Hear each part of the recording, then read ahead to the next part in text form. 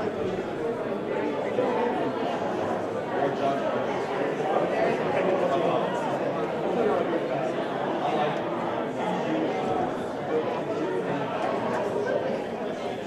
but it's certain kind of like, you know, I think Seinfeld did the thing about the way folks ride. So this area leads the world in a certain kind of accident where motorist drives into a building. Sometimes certainly far into the building. And it's not a building that sprang up at the last instant. You know? The building was there for some time when the motorist so hot, right? But it's on the news many nights here. I'm sure you see motorists in a building, or sometimes just want to be cool. And the TV guy always says the same thing. The driver told police he thought it was on the brake, when in fact it was on the accelerator. Which is a mistake we've all made. But how long does it take you to figure it out? And good journalists can talk to anybody and get any information, or at least hold their own. I was terrible at that part where you have to kind of keep it cool. And I'll give you one example. It's a true story from when I become at this point a columnist at the Miami Herald. Every 4 years, I go do something on the campaign trail. And in 1992, I was in New Hampshire writing columns about the New Hampshire presidential primary. And so every day I come up with something.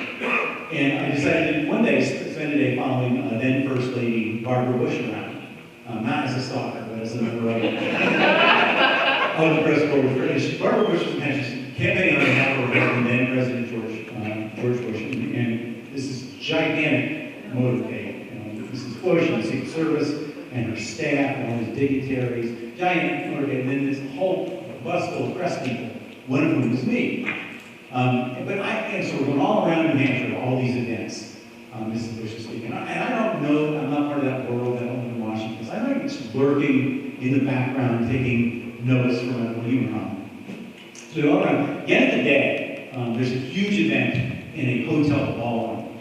It's packed with people, and Mrs. Bush is there with all the dignitaries, and the speeches, and everybody's cheering up. And when it's all over, when I thought we were going to leave, her photographer, Mrs. Bush's photographer, said he wanted a picture of the press corps that had been with the First Lady for the day. So he brings us like 2 dozen of us, brings us up onto the stage, he forms us into a semicircle, and brings the First Lady over, Barbara Bush, and puts her right next to me. So I'm wondering, lurking in the background, suddenly I'm in the middle of this vast group of journalists, packed ballroom, and here's the First Lady of the United States, Barbara Bush, right next to me. And that's the situation where I know in my mind to say nothing. Okay, smile, you're honored to be there, don't make a fool of yourself. I knew that in my mind. But you know, your brain is not always alert to the rest of your body. I said, what is the plan? And I looked down and I saw my horror, I don't know if it's ever happened to you, my mouth is moving and words are coming out. This is the true story. I said to Barbara, and it's fairly quiet at this moment, there's a lot of people there. And I said to Barbara Bush, First Lady of the United States, she has no idea who I am, I've never met her. And I said in a loud and perky voice, I shop at the same supermarket as your son Jeff.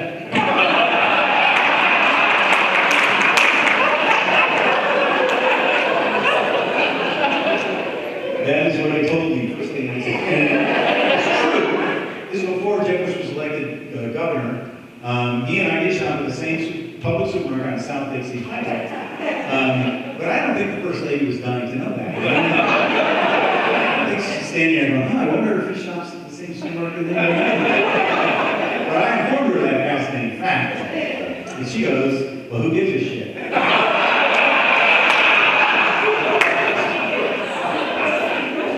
Not with her mouth, with her eyes.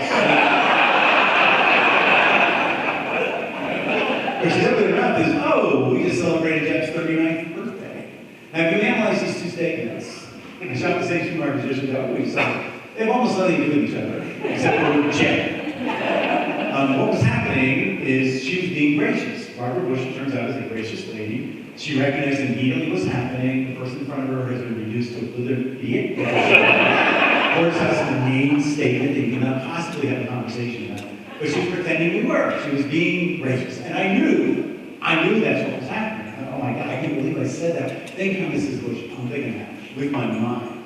And I look down and I see my mouth is thinking, whoa, we are off here. And I hear myself saying to Barbara Bush, the First Lady of the United States, following up on a fascinating fact that I shot at the same supermarket, searching on Jeff, I said, he's very tall. This is also true. Jeb Bush is a tall individual. I'm sure the First Lady was already aware of that. Now she's looking around for the guy with the tranquilizer tarp gun. But she said, well, he didn't just throw this here. And then the photographer took a picture, and thank God it was over. Except I had to endure the ridicule of my fellow journalists on the long bus ride back to the hotel, marveling at my interviewing technique. Speculating what I would have asked Lee Harvey Oswald.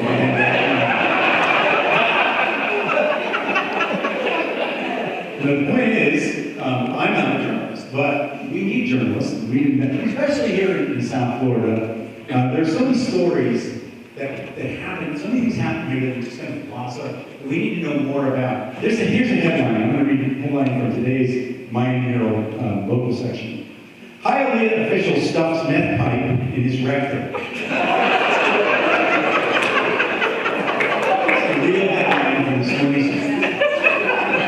Don't you want to know the facts behind that?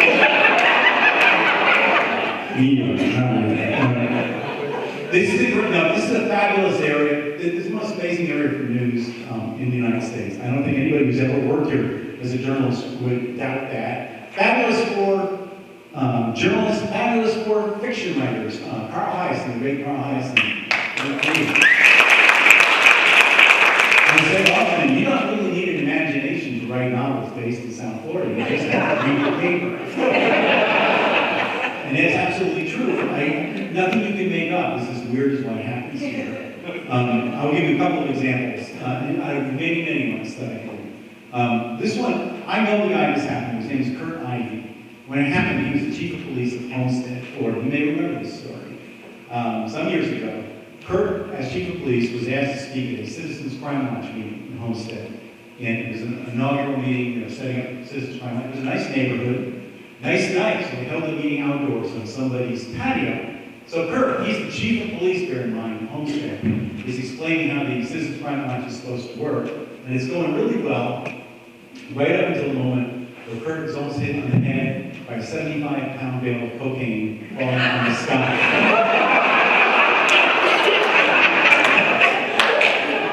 Look that up if you don't believe me. That's a true story. A smuggler's plane going over the Bahamas had been intercepted by a Customs Service jet, U.S. Customs Service, and they were forcing the smugglers, now the smugglers in the back of the plane, flinging out these bales of cocaine as fast as they can. They flung about 20 of them out before they were forced down to Naples. We set up a treasure hunt in the Everglades. But the point is, the chief of police was almost killed by falling cocaine.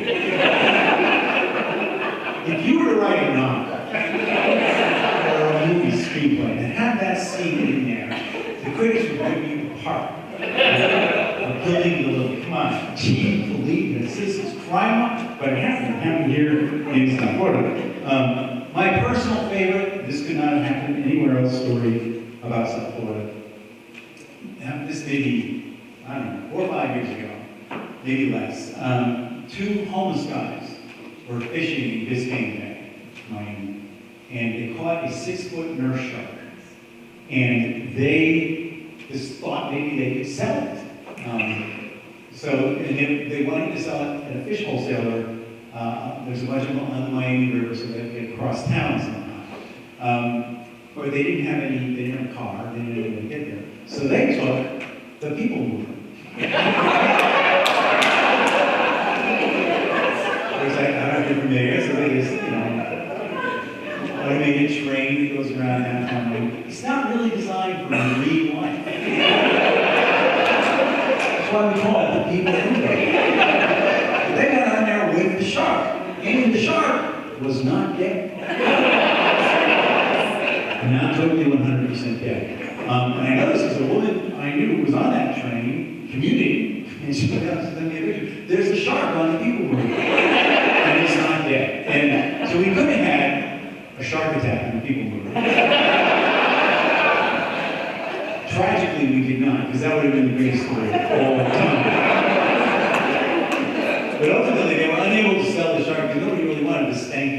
shark at this point. And so the two guys left it on the streets of downtown Miami, where it was the subject of the story in the next day's Miami Herald. There's a shark on the street, somebody coming to call the police. And my favorite quote from the story was from a local shopkeeper who would come in, open up the shop, and he said, at first I was concerned because I thought it was a dead body. But I was very relieved to see it was only a shark. Feel good story. But the whole state is kind of weird.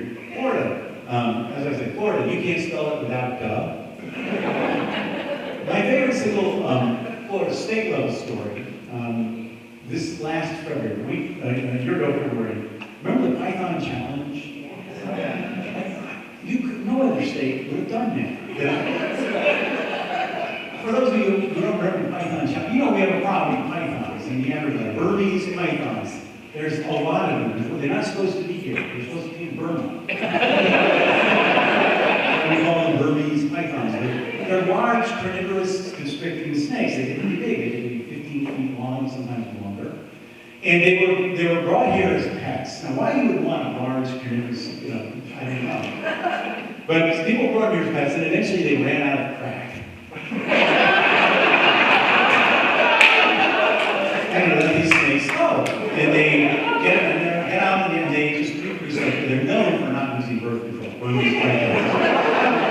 So the estimates are that they have no natural enemies down here. They can eat alligators, eat everything.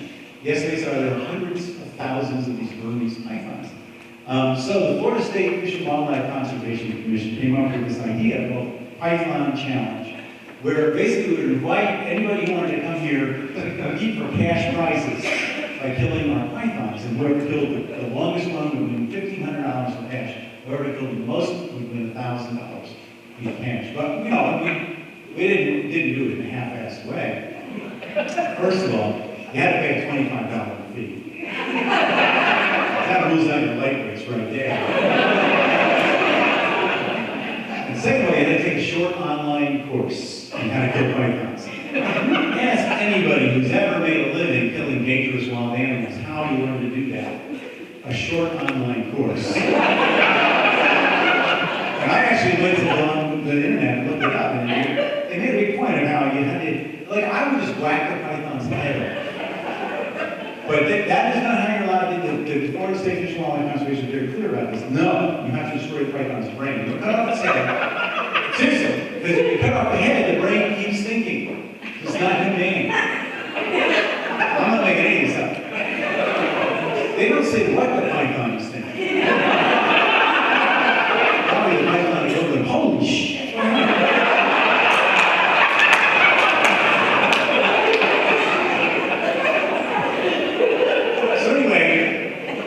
Something like 1,600 people participated, paid money, and Barrett, if you have the numbers in mind, it's a whole month of February, 1,600 people came to participate. There are hundreds of thousands of pythons out there.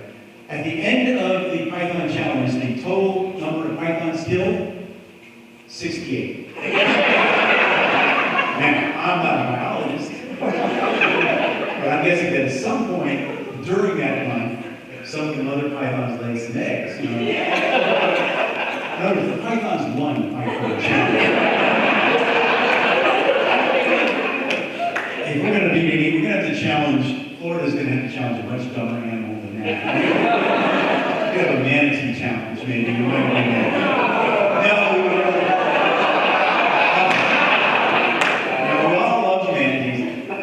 I made a proposal for saving manatees. This is a little bit by digression, but that applies out of time. But I had a proposal for the manatees, which is and I wrote this in the Herald, and I don't know why I didn't get more attention, but the problem is that we have the boaters, especially in Dade County, drive their boats the same way they drive their cars. The cars are insane.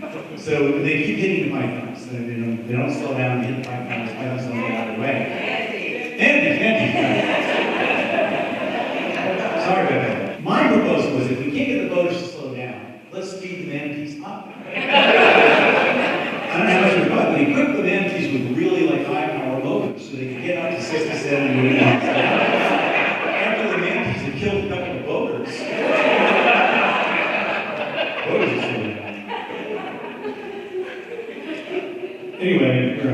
okay, here I am. So this leads me to my book. I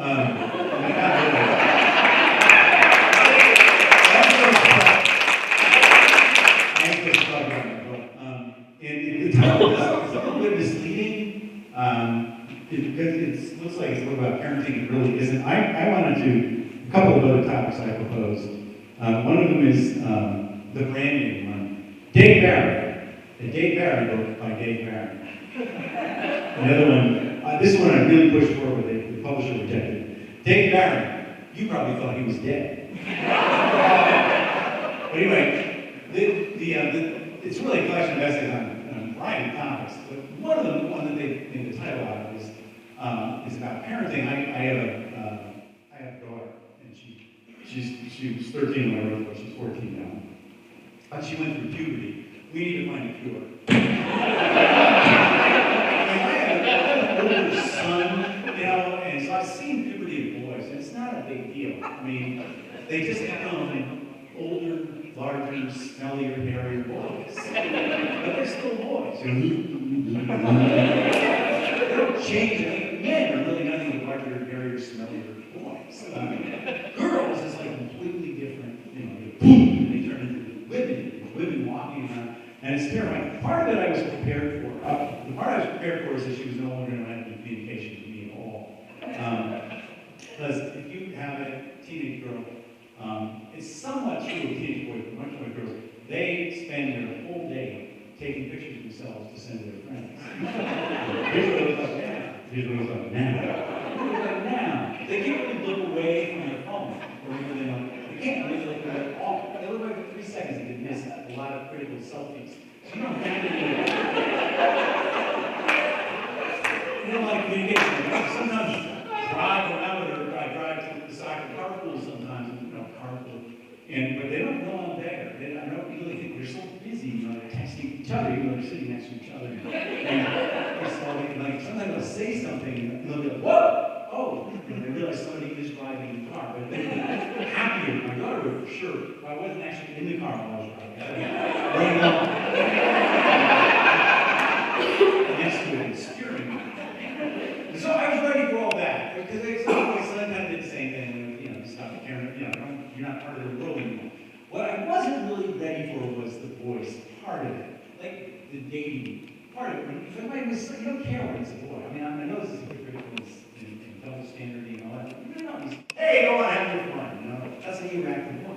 With a girl, it's very different. Because I'm a man. I've been a male my entire life. So I know what males are thinking. And we're stunned. We're stunned. Okay? Of all the genders, we're the worst one. I don't want this gender anywhere near my daughter, So if I had my way with boys, and they're around, they come around, when your daughter turns, they show up. They're on the lawn, they're on the roof, they're in the trees. There's squirrels, there's boys everywhere. The way I would handle it would be a humane trap. Basically, kind of like a steel box right up by the front door, because that's how they get in. But it would be baited with something that attracts teenage boys, something stupid like fireworks. And when I heard the trap, playing shut, I would go out and there would be a boy, and I would take him out of the Everglades and release him in a humane manner.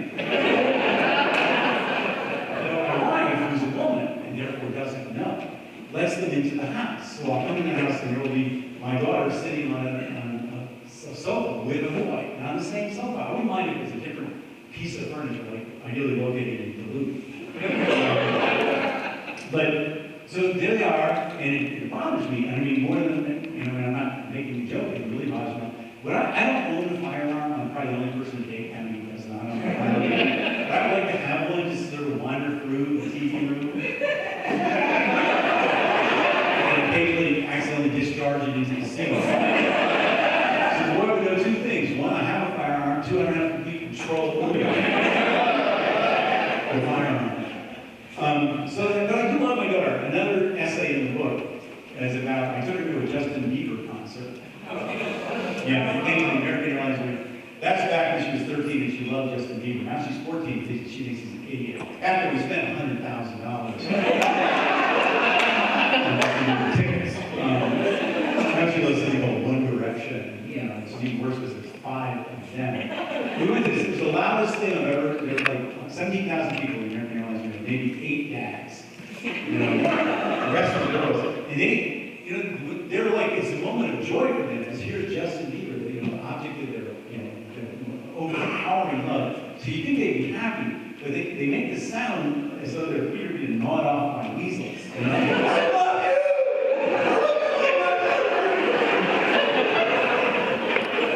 It's really loud, and it gets hotter because it keeps running by, because there's a lot of running. In the old days, when you went to see like the Rolling Stones, you know, they just held still. They still won't let, you know, Mick would go around a little bit. Most of them would stand still. I don't think Keith could move if he wanted. But Justin Bieber, he never says like track me, you know, he sounded like and he's like all those dancers going around to keep your mind off. The music sucks.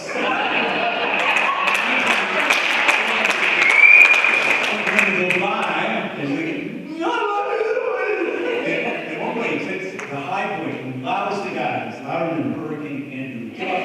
Put on a shirt, you know, which would be, I don't know. I would take off your shirt if you were Channing Tatum. But he's the guy go down.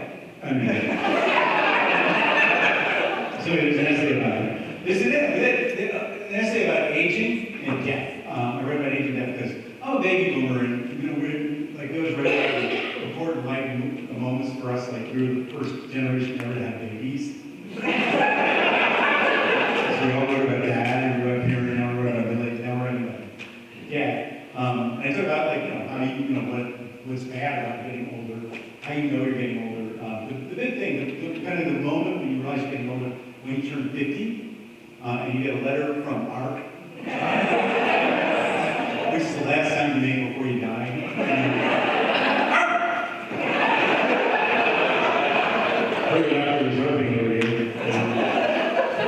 So I wrote about that. I wrote about an essay about what men are thinking, which is very little. And I have this theory that the big difference between men and women is women think a lot of things that men don't think very many things at all. And then it's causes like all this kind of tensions. Women think we're thinking things we're not. If you look at the brains of the men in this audience right now, many of them are just going, And we were asking, what are you thinking? Nothing. Who is she? You know, women think something. If you have a man and a woman sitting together in a room for an hour, in that hour, the woman's going to have thousands of thoughts. Should I hold it that way? Each thought is going to spur more thoughts and more thoughts and more thoughts. So it's like this nuclear reaction of thoughts going on, swirling in the brain, is exploding with all the thoughts. In that same hour, the man might have one coherent thought. And something along the lines of, my balls itch.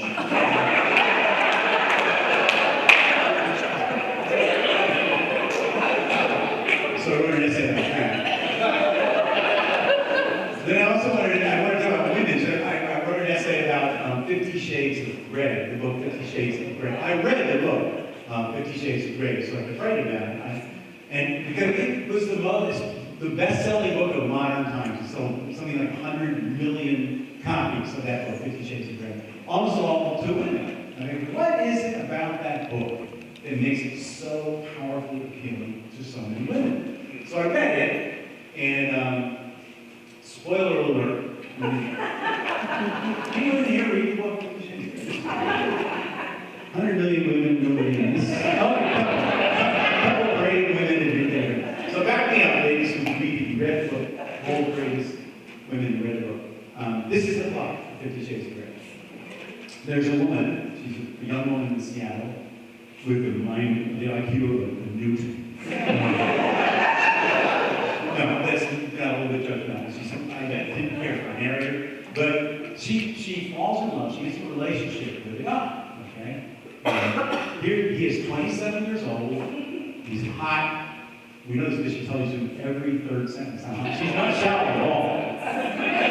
But you can't sit the top telling you how hot he is. He's a billionaire. Okay, he's 27-year-old hot billionaire. So you can get all that part you get. So you start getting a relationship. Except, here's the thing, he wants to tie her up and hit her. He wants to, that's what he wants to do. He wants to do it so bad, he actually wants her to sign a contract. Specifying it's okay with her, and you can tie her up and hit her. Am I right, ladies? Okay, so if you need that kind of contract, it's in this book. You get 2 for 1. So the whole plot is, man, I love these really hot billionaires. What, sex is unbelievable. Man, what's the time you haven't hit me? I don't know about that. But it's really hot. Billionaire, and sex is really good. What's the time you haven't hit me? I don't know. But it's a really hot. 300 pages of that. Am I right, ladies? Right, book? Okay. So we get to the end of the book, the climax, so to speak, of the book. She decides to let him tie her up and hit her. So he does. And, spoiler alert, it hurts. She doesn't care for it. So they break up. That's the end of the book. That's the plot of this 100 million copy selling book. So I asked my wife, I said, after I read the book, and my wife had not read the book, I said, do you secretly want me to tie you up and hit you? And she goes, no. So here's what we're left with. 27, there's 4 things. 27 hot, billionaire, and tie people up and hit them. Of the 4, the only one I can do is 4. And my wife's not interested in that. So that's what I learned from the book 50 Shades of Grey. There's an essay in the book about Israel. I went to Israel. I am not Jewish. My wife is Jewish. She's Cuban Jewish. Juban, they call them. There's a lot of them in Miami. They didn't come over on rafts from Cuba. They parted it with them.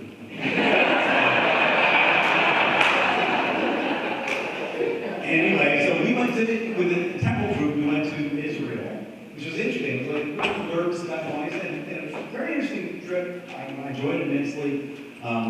Some parts of it were more serious than other parts. But we did all the touristy things, like we rode on a camel. If you ever get a chance to ride a camel, don't. I didn't care for that part. I mean, they have this kind of like camel riding concession in the Bedouin tribe, in the Negev desert. And tour buses full of tourists pull up, and you get out, and the camels come up with a nose-to-tail train of 20 camels, and they kneel down, and they have these big saddles on, and you put 2 tourists on each camel, and you stand up, and you walk around this half-mile track, and you watch your camel ride. And the Bedouin guy is telling us what to do. He goes, the camel kneels down in front of us, and he's telling us, do not scream when camel is getting up. Camel is getting up a little funny. So I'm thinking, like, well, how bad is it? This camel gets up really funny. It's like, you're like way up in the air. And people are like ants. And they're higher than you think. And then when they walk, it's like not a comfortable ride. I'm thinking, like, this is how people are getting around the Middle East. So no wonder there's so much tension. I wrote an essay about manliness. I have this theory that my generation, maybe, we're not as manly as the preceding generations were. We don't have to do stuff. So I wrote an essay about how to do manly things, like how to cook a steak, and how to jumpstart a car, and how to pick a wine, how to what to do if you get lost in the wilderness. If you get lost in the wilderness, this is what you do. Panic. Just run screaming in any direction. In 20 minutes, you'll come to a Starbucks. So anyway, I'm going to read you a couple of excerpts from the book. Just to get a taste for it. The first excerpt comes from the essay about aging, and what the bad things that happen to you when you get older. This actually happened to me. This is a true story, part of my aging example. I'm not kidding about the forgetfulness. Here's a recent example. Every morning after I feed, in this order, the tropical fish, the dog, and my daughter, I go out and get the newspaper. Every morning I've done this for centuries.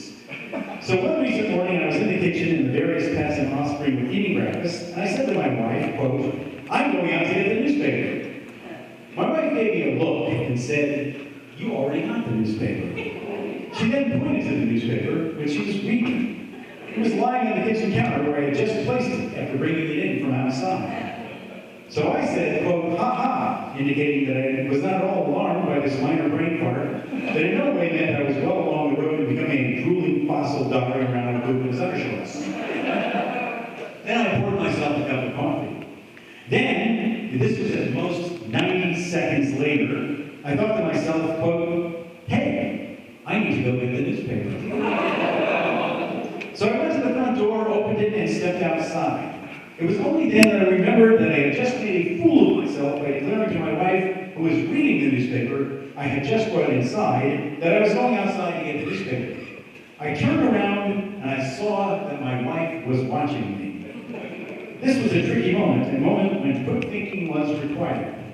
Here is what the shriveled husk of what was once my brain came up with for me to say as I stood there in the doorway, looking at my wife and looking at me. Quote, I'm just checking the weather. It's going to be warm. This was a statement of spectacular idiocy. We live in South Florida. It has been warm there for 530 million consecutive years. Going inside to see if this trend is continuing, especially if you have just been outside, is not like randomly jumping into the air every few seconds to determine whether gravity is still working.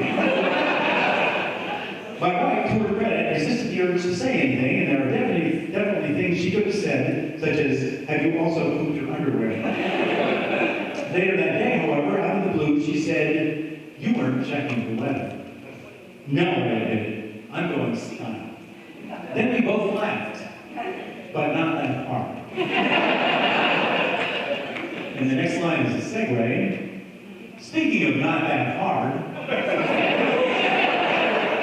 I hate Viagra commercials. I'm going to go to a rant about Viagra commercials, but just like on a number of levels.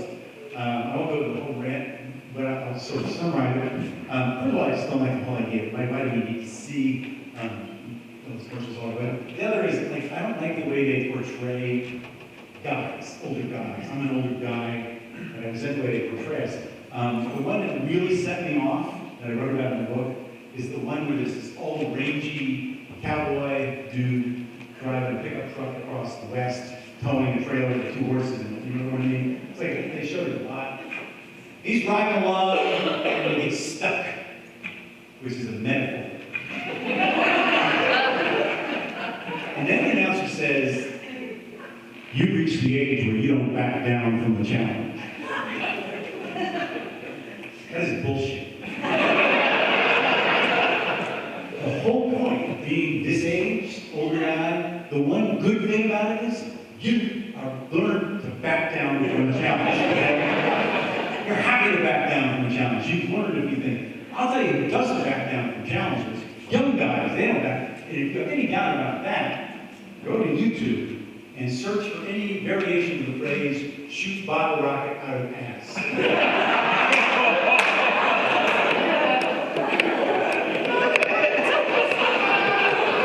There you will find dozens, if not hundreds, of videos of people shooting bottle rockets out of their asses. Now, these are all guys. Okay? Women would never do this. I've already said that, women never do that, okay? They're all guys, but they're all young guys. Why are they young guys? Because young guys don't back down from the challenge. And let's get you a bottle rocket out of here. Oh, yeah, okay. Tell an older man to shoot a bottle rocket, and I say, no, I'm not going to leave this room with bottle rocket burns on my ass. So getting back to the cowboy, with his metaphor, he unhitches the horses, takes the horses out of the trailer and ties it to the front of the truck and pulls it out where it's stuck.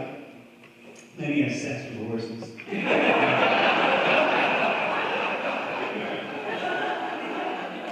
This kind of Viagra stud he is. Now, they don't show that part. We don't know what happens. You know?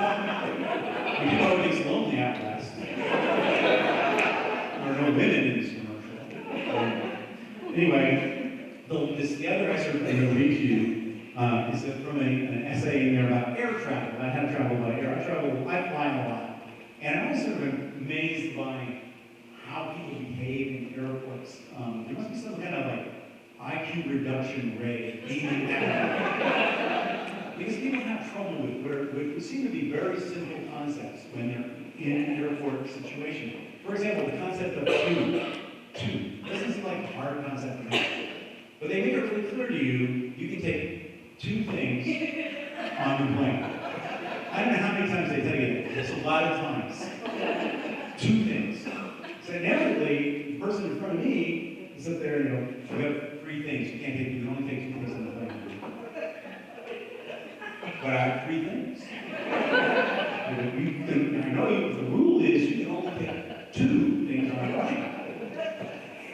But I have three things. That's a lot of things to think about when you're on a plane. So anyway, I wrote an essay on explaining to people what you should expect when you take a plane. So I'm going to read now the section on airport security. What are the do's and don'ts of airport security screening? We'll start with the do. Relax. Airport security is handled by the Transportation Security Administration, which is an agency of the federal government. Motto, a gigantic and personal bureaucracy working for you. Some TSA procedures may seem ridiculous, but remember this. There are real terrorists out there, and it's the TSA's job to make sure that these terrorists do not get in an airplane until they have fully complied with TSA procedures. Fact, no terrorist has ever boarded a domestic flight with more than 3.4 ounces of toothpaste, as far as we know. Make sure your carry-on luggage does not contain any prohibited items, including liquids, gels, gases, or solids. If you plan to wear underwear, wear it on the outside of your other garments. That is clearly visible to the TSA agents. Remove all shoes, belts, webs, coats, hats, wigs, eyeglasses, contact lenses, hearing aids, insulin pumps, artificial limbs, pacemakers, and donated organs such as kidneys, and place these in the bins provided. Then shuffle or crawl slowly forward in the security line with your head down, taking care not to appear suspicious or make eye contact with anybody. The heart of the screening procedure is when you go into the scanner, which sounds scary, although in practice nothing more than a gigantic microwave oven that bombards your body with atomic radiation. But there's no need to worry. The scanner is completely safe for humans, as long as A, you do not remain in there longer than the recommended 0.8 of a second, and B, TSA agents have remembered to change the power setting from popcorn back to humans after their break. The scanner serves a vital security function. It sees through your clothing and captures an image of your naked body, which is transmitted to a room where especially trained TSA agents decide whether to post it on Facebook. If you would prefer not to have this happen, simply ask to have an agent grope your genitals manually. It's your right.